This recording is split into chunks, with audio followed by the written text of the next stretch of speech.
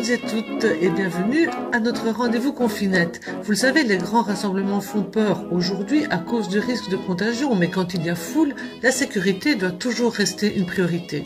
Cependant, on n'est jamais à l'abri d'un incident, d'une imprudence. Et en mai 1897, l'incendie du bazar de la Charité à Paris a provoqué la mort de 120 personnes, dont 115 femmes.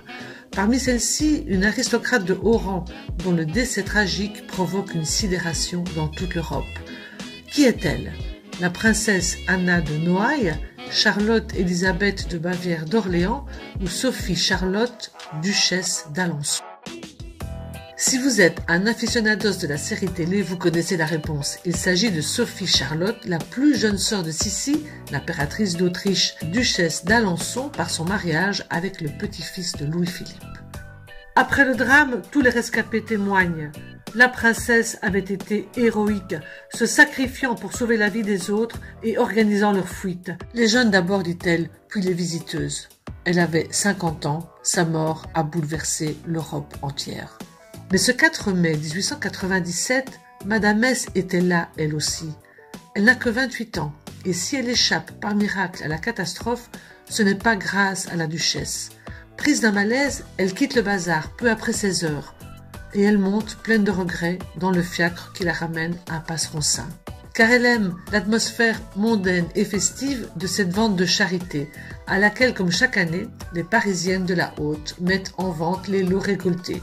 Dans des décors recréant une rue du Paris médiéval, le bazar de la Charité est installé pour la première fois rue Jean Goujon, dans un énorme hangar tout en bois. 22 boutiques, 500 mètres de voile en faux plafond et une salle de cinématographe.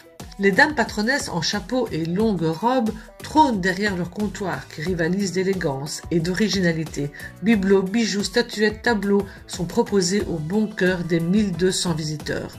Le tout Paris de la bienfaisance est là.